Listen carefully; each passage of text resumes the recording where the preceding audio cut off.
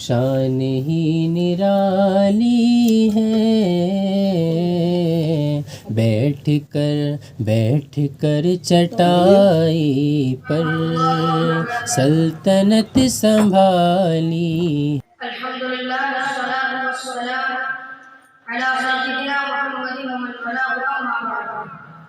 صدر محترم عالمین جلسہ، رسول اللہ صلی اللہ علیہ وسلم کے دعوت حق کا لبیک کہنے والے سابقین اولین میں مردوں میں حضرت ابوبکر صدیق رضی اللہ عنہ، عورتوں میں حضرت خدیجہ رضی اللہ عنہ، غلاموں میں حضرت زید رضی اللہ عنہ، اور باقیوں میں حضرت ربیعہ رضی اللہ عنہ، اور بچوں میں حضرت علی کرم اللہ وجہہ تھے۔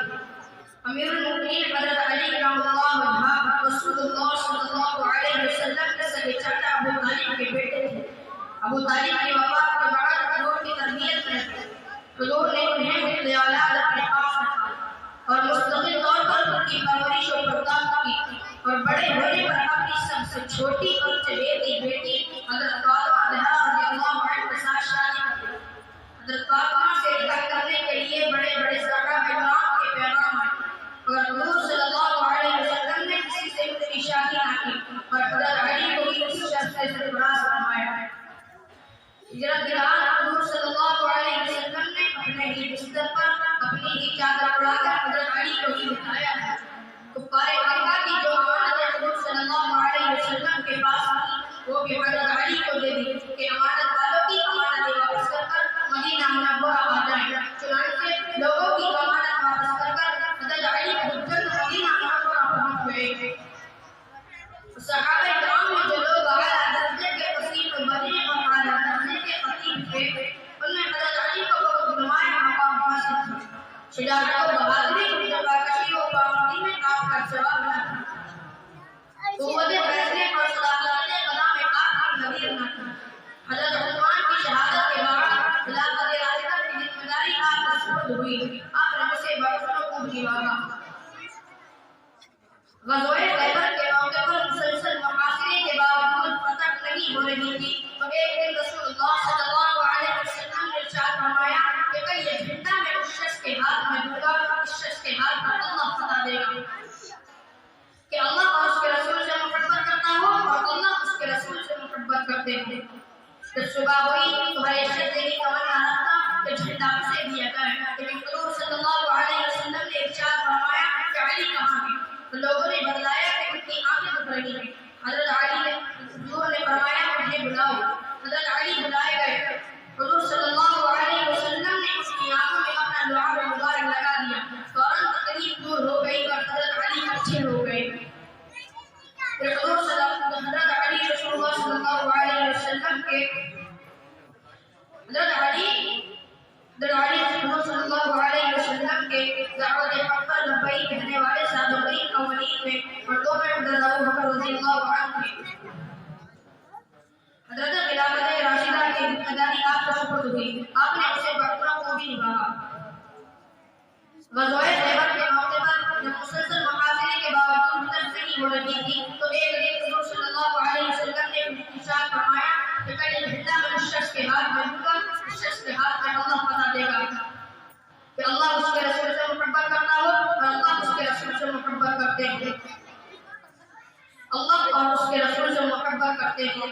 جب صبح ہوئی تو ہر ایک شخص یہی تمنا رکھتا کہ جھنڈا اسے دیا جائے، لیکن حضور صلی اللہ علیہ وسلم نے ارشاد فرمایا علی کہاں ہے؟ تو لوگوں نے بتلایا ان کی آنکھیں دکھ رہی ہیں۔ حضور نے فرمایا مجھے بلاؤ۔ حضرت علی بلائے گئے اور حضور صلی اللہ علیہ وسلم نے ان کی آنکھوں پر اپنا لعاب مبارک لگا دیا اور تکلیف دور ہو گئی اور حضرت علی اچھے ہو گئے۔ غزوہ تبوک کے موقع پر حضور صلی اللہ علیہ وسلم نے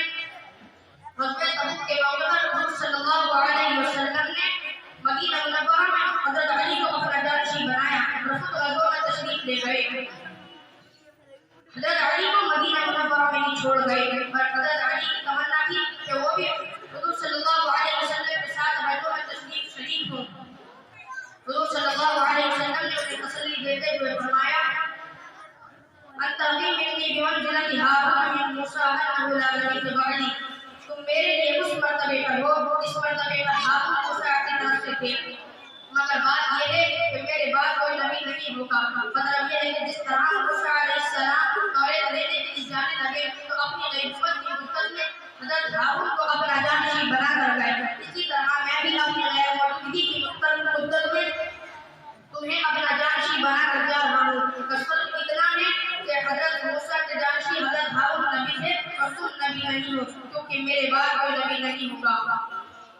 हिजरत के बाद हुजूर सल्लल्लाहु अलैहि वसल्लम ने जब मुहाफिज़े के बावजूद हुजूर सल्लल्लाहु अलैहि वसल्लम ने ग़ज़वा खैबर के मौके पर हुजूर सल्लल्लाहु अलैहि वसल्लम ने ग़ज़वा खैबर के मौके पर हुजूर सल्लल्लाहु अलैहि वसल्लम ने उसको सबसे पहले पेश किया।